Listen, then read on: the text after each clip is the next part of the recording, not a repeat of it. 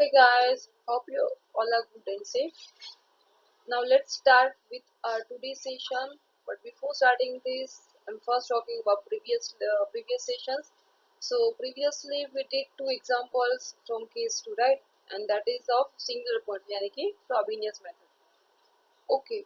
Now I'm starting with our today's sessions. So in this session, we are going to conduct one more example of case 2, and these examples you have to write as an assignment and how to submit it. Okay guys, so don't forget it. Now going with the example, see here I have given third example. See the question, find the series solution of, the question is given xy double dash plus y dash plus xy equals to 0, or else we can say that find the series solution by using singular points or by using Frobenius method for the xy double dash plus y dash plus xy equals to 0. This one is actually known as Bessel's equations, okay, and that having a zero order. Why it is a zero order? Because see here, it's only given x. Now suppose it is given x minus 1 into the y dash, then it will be of order 1. Now if it is suppose given here in place of x minus 2, then it is said to be in for the order 2. Okay, so here x equals to 0, it means your point is 0. Okay, so it is said to be for the order 0. Okay, now starting with the method. Now maybe you all did that both examples, right? So maybe now you know the method, that how to solve. Okay, so in the very first step, what you are going to find, that you have to find p of x, q of x. It means you have to first tell it is from ordinary points or from the singular points. Okay, so for that you have to find p of x, q of x. Then you have to check the denominators, whether it is being 0 then singular, and if it is being non-zero then it is said to be an ordinary point. So again here it is being, this one is being here singular points. Okay, so for the singular points, our series solution is given by y equals to summation k equals to 0 to infinite ck x is to m plus k. This one we know very well now. Okay, now next you have to find y dash and y double dash if it is given into the equation. So of course here it is given that y dash and y double dash. So first we have to find y dash and y double dash. Here I have not written, but you have to write. Okay. Now these are all the values that you have to put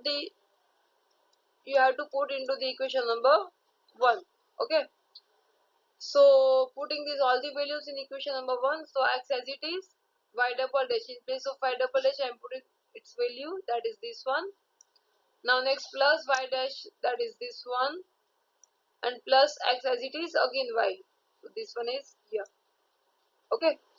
Now in the second term, in next step, what you are going to find, you have to open the brackets if it is given, right? But see here there is no brackets, so directly we are moving for the second step. So in second step you have to convert x into the single term of x, right? So see here there here it is having two terms. See, in the first x, and here again it is given x is to m plus k minus 2. Okay, so combine these both the terms, so it will be x is to m plus k minus 1. Second term there is no x, so keep as it is, and see the third term. Again here it is given x, yani ki there are two terms of x, so converting into the single term. So see kx is to m plus k, right? Now in this step you have to check, is there any common power or not. Okay, so see the first and the second term that having a common power, that is x raised to m plus k minus 1. So from this both the terms you have to take out, you have to take out the numbers, right? So see here which are the common terms, that summation ck and the x raised to m plus k minus 1. So writing rest of the terms, so from first two terms m plus k is common, right? This both term having m plus k, so m plus k first keeping as it is. Now see here the remaining term will be m plus k minus 1, right?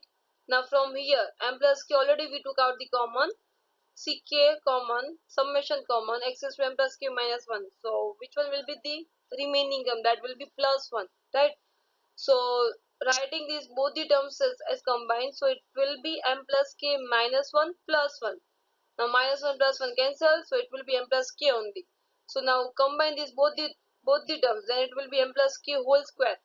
Okay, and this term as it is, that access to m plus k minus 1. And last term that having not a similar power, right?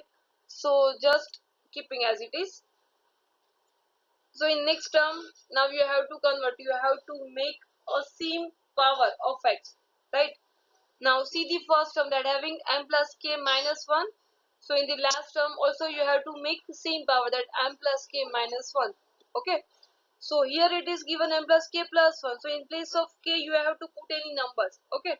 So in place of k what we can put, so that it will be minus 1. So we can put over there minus 2. So minus 2 plus 1, that will be minus 1, right? So we can put over there k equals to 2. So applying this whole term, k equals to 2. So k equals to 2 to infinite, see k. In place of k we are putting k minus 2, because the factor of k equals to 2 is k minus 2, into the excess to m plus k minus 2 plus 1. So that will be m plus k minus 1. So now these both term having a similar power. Okay. So now just rewriting this term, but before that see the limits of both the terms. That in the first term it is having 0 to infinite, and the second term having 2 to infinite. Okay. So which one will be the common limits? That will be from 2 to infinite. So from the first term you have to make changes. So from the first term you have to write two terms, right? So putting k equals to 0 and 1. So it will be, first I am putting k equals to 0. So C0 m plus 0 whole square, yani ki m square, C0 as it is. And again this one 0, so m minus 1. So access to m minus 1. Now putting k equals to 1 case. So that will be m plus k whole square, C1 access to m. So now onwards, the remaining, the common term is, that is starting from 2 to infinite. So at the last term, to infinite, m plus k whole square sec k. From here which one is common? That sec k minus 2. And the from these both the terms which one is common? That access to m plus k minus 1 equals to 0. So this, we did the simplification. Okay. So in the next step you have to equate the terms. It means there are if there are any terms equals to, you have to write its coefficients equals to 0. Okay. So first term here it is given m square, c0 equals to 0. Now the next one will be m plus 1 whole square into the c1 equals to 0. And the third term m plus k whole square ck plus ck minus 2 equals to 0. Okay. So from the first term, which one is first? That m square c0 equals to 0. But c0 can't be 0. So which one will be 0? That m equals to 0. And that we already discussed in the first case. Hope you all know. Now second term, here it is given m plus q whole square into the c1. So putting the values of m, you will get always c1 equals to 0. Okay. Now next third term equals to 0. So it will be m plus q whole square into ck plus ck minus 2 equals to 0. So from this we are going to make always ck as a subject, okay. So ck will be minus ck minus 2 upon m plus q whole square, where k is greater than or equals to 2. That I hope you all know very well now, that how it is being greater than or equals to 2 only. Okay. Now next, see here I have written c2k. Right now just remember this. Then after in the second part I'll give its guidance, then why I have written 2k in place of k. Okay. So right now just remember this, that's from ck we are finding c2k. So it will be minus, as it is c in place of k I am writing 2k. So 2k minus 2 upon m plus 2k whole square, where k is greater than or equals to 1. Now how it is coming k is greater than or equals to 1, because put k equals to 0 in the numerators here, right? So 0 minus 2, that will be c minus 2, which is not possible. So you have to start from 1. So put here 1.